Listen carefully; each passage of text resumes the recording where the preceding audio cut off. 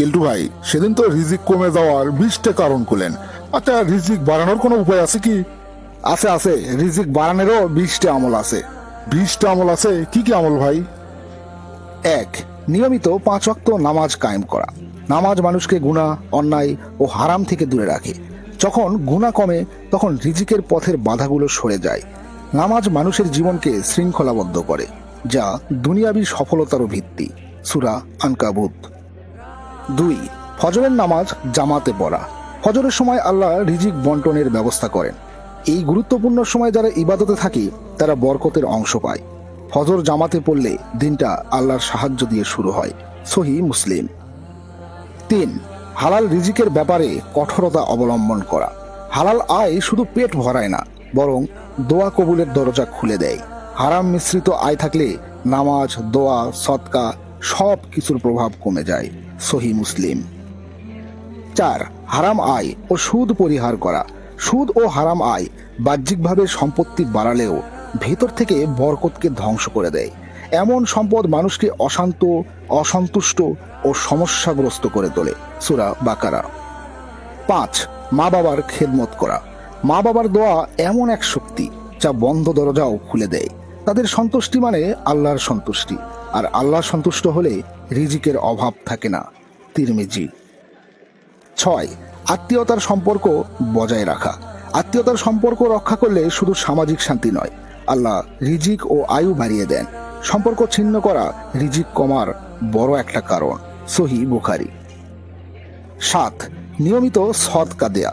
সদকা দিলে সম্পদ কমে না, বরং আল্লাহ অদৃশ্য পথে তা বাড়িয়ে দেন। সদকা বিপদ দূর করে, অসুখ কমায় এবং রিজিকে বরকত আনে। সহিহ মুসলিম। 8. বেশি বেশি ইস্তিগফার পড়া। গুনাহ রিজিক আটকে দেয়, ইস্তিগফার সেই তালা খুলে দেয়। কুরআনে সরাসরি বলা হয়েছে ইস্তিগফারের মাধ্যমে বৃষ্টি, সম্পদ ও সন্তান বৃদ্ধি পায়।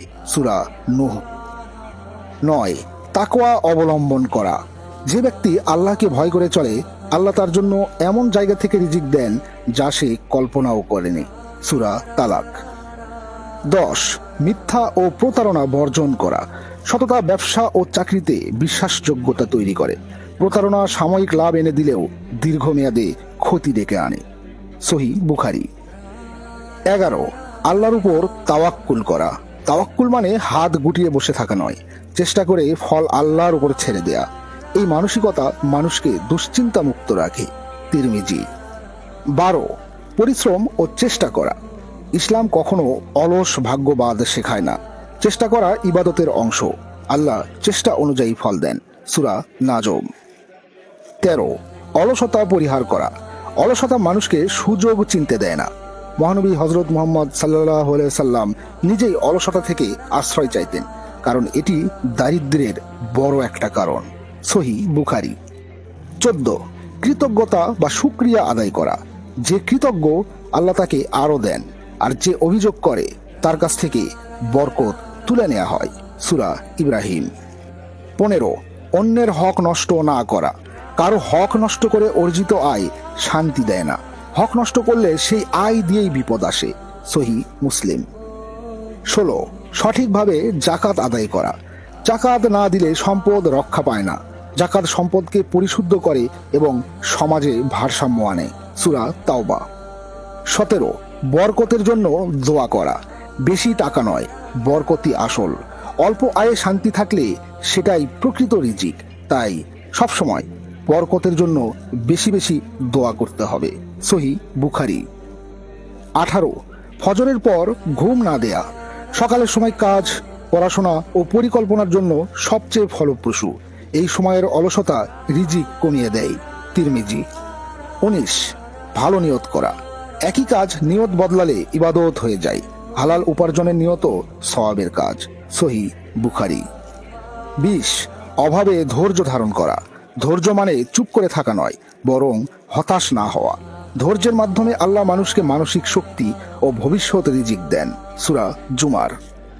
সংক্ষেপে বলা যায়, রিজিক বাড়ানোর ইসলামী সূত্র হলো ঈমান, আমল, নৈতিকতা, চেষ্টা, ধৈর্য। এই 5টির যোগফল। এই 5টি একসাথে থাকলে শুধু রিজিক বাড়ে না, বরকতপূর্ণ হয়। অসংখ্য ধন্যবাদ ভাই, আপনাকে অসংখ্য ধন্যবাদ। ইনশাল্লাহ এগুলো আমি মেনে চলার চেষ্টা করব। সুপ্রিয় দর্শক মন্ডলী, আসসালামু আলাইকুম রহমতুল্লাহ। আশা করছি আল্লাহর রহমতে আপনারা ভালো আছেন। আপনাদের জন্য একটি কুইজ রয়েছে।